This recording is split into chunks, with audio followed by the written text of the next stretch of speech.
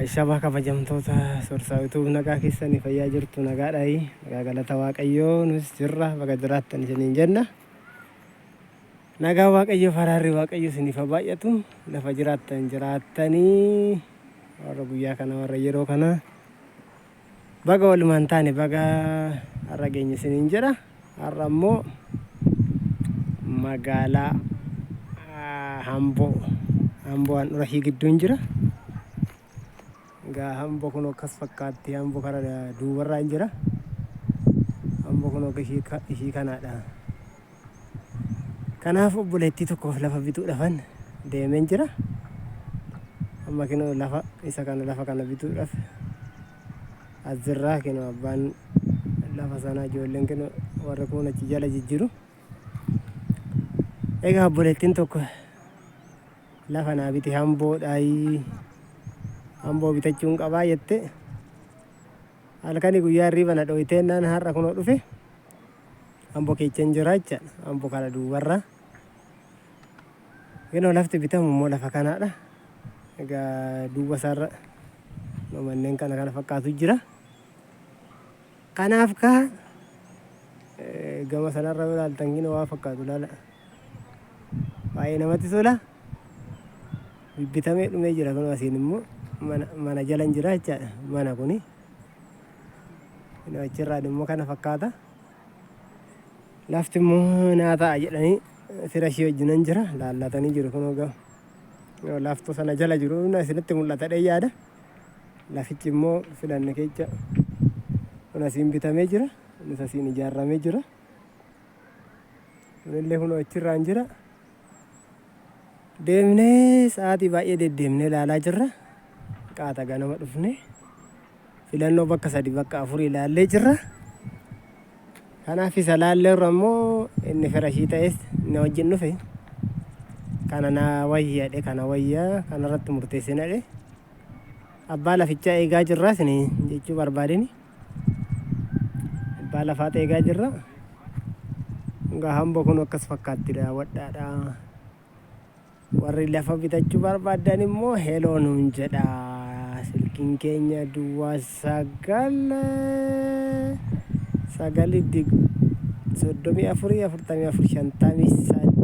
934 yoo jettan karaa immoo karaa telegiraamii nu argachuu dandeessu. Biyya keessa biyya alaa warra jirtan egaa lafas isinii bituu hin dandeenya isiniin jenna.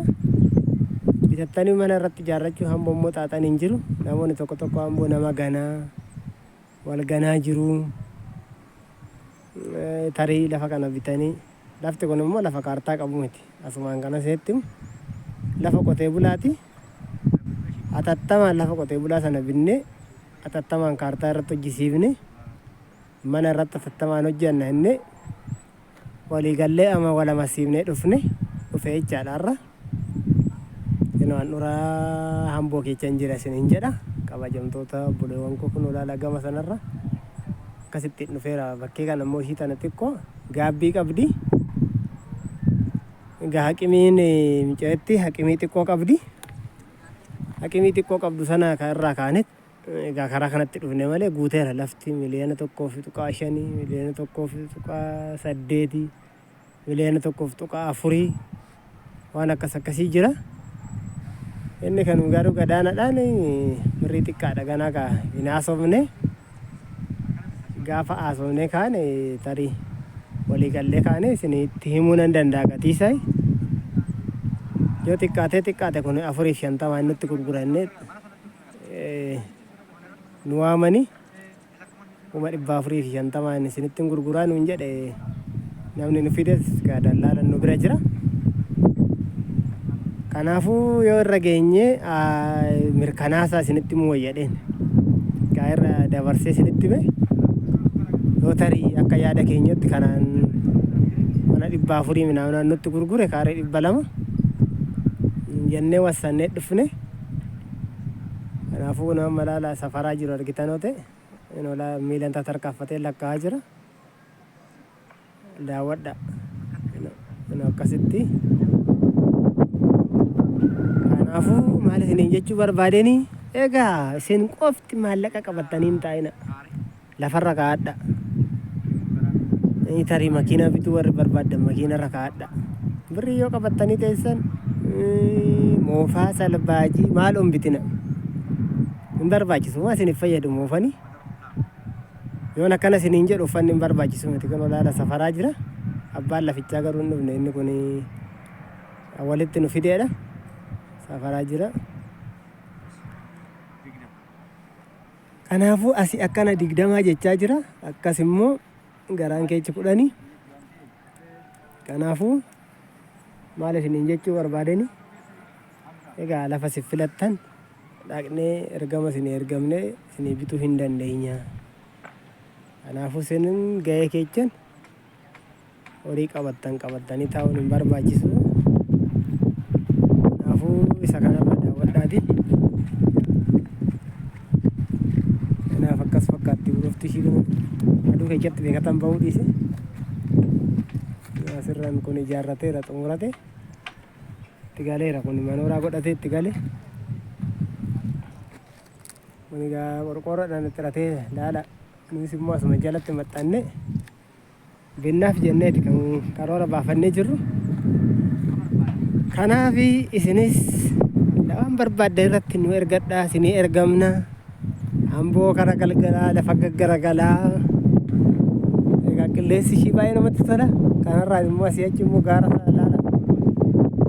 Gaara baay'ee guddaa kana asumarraa diigne dhagaa baay'ee fagoon deemtanii.